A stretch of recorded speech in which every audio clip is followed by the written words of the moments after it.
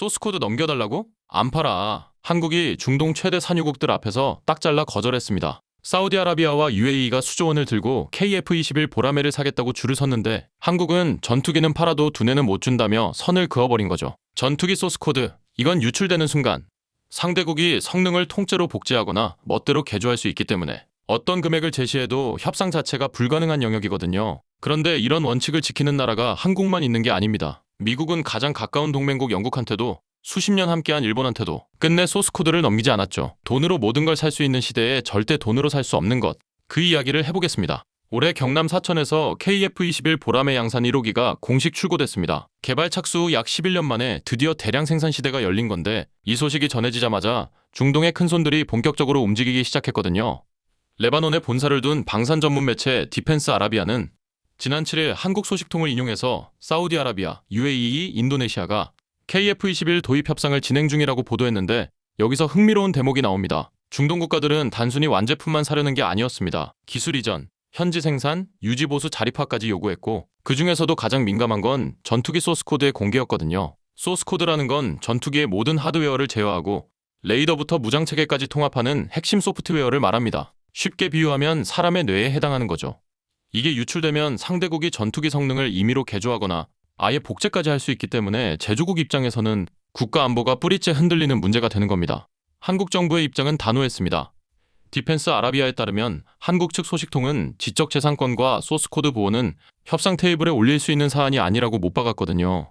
대신 한국이 제시한 카드는 따로 있었습니다. 안정적인 장기 유지 보수 서비스 제공, 그리고 유리한 조건의 성능 업그레이드 보장이었죠. 전투기를 사는 나라 입장에서는 소스코드 없이도 최신 성능을 계속 유지할 수 있으니 실질적으로 손해볼 게 없다는 논리인 겁니다. 사실 이런 강경한 태도는 한국 방산업계에서 처음이 아닙니다. LIG 넥스원은 중동 국가들과 천국-의 미사일 방어체계 수출을 협상하면서 상대 측이 과도한 기술 이전을 요구하자 계약 자체를 철회하겠다는 초강경 카드를 꺼내들었거든요.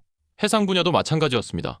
당시 대우조선해양이었던 하나오션은 약 7조 원 규모의 인도 잠수함 사업에 참여했다가 인도 측이 부품의 65%를 현지 생산하도록 기술을 넘기라는 조건을 내걸자 과감하게 철수해버렸죠. 그런데 전투기 소스코드 보호에 관해서 가장 완고한 나라는 단연 미국입니다. 올해 2월 네덜란드 국방부 차관이 충격적인 발언을 했거든요. 미국이 F-35 소프트웨어 업데이트를 차단하면 아이폰처럼 탈옥해서라도 자체 업그레이드 하겠다고 공개적으로 말한 겁니다. 동맹국 고위 관료가 이런 발언을 했다는 건 그만큼 F-35의 소프트웨어 종속 문제가 심각하다는 뜻이죠. 실제로 영국은 F-35의 유일한 1등급 파트너 국가였음에도 불구하고 핵심 소스코드 접근에 실패했고 결국 일정 부분 기술 종속을 받아들여야 했습니다. 일본의 사례는 더 극적입니다. 1980년대 독자 전투기를 추진하던 일본은 미국의 압박으로 F-16을 기반으로 한 공동개발로 방향을 틀었는데 미국 의회가 비행제어 컴퓨터의 소스코드만큼은 절대 넘길 수 없다고 거부했거든요.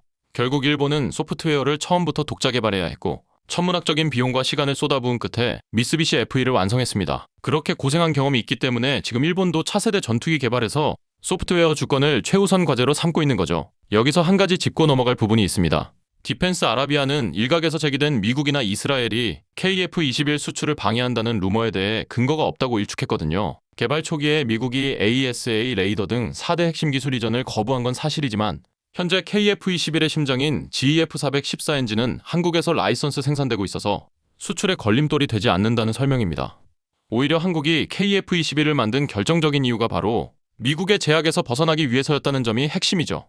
그동안 미국산 전투기를 운용하면서 한국이 독자 개발한 미사일을 장착하려고 해도 미국의 승인 절차를 거쳐야 했고 때로는 아예 거부당하기도 했거든요. KF-21은 바로 이 족쇄를 끊어내는 플랫폼입니다. 한국이 자체 개발한 무장체계를 타국의 눈치 없이 자유롭게 통합할 수 있다는 점에서 단순한 전투기가 아니라 군사주권의 상징이라고 할 수 있죠. 인도네시아와는 이미 16대 수출 계약이 최종 단계에 들어선 상태이고 시제기 일대를 약 3,500억 원에 양도하는 합의까지 이뤄진 상황입니다.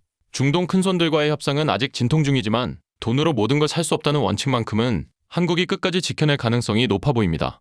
전투기 한 대를 수출하는 건 단순한 상거래가 아니라 한 나라의 기술 주권과 안보 전략이 걸린 외교전이기 때문입니다.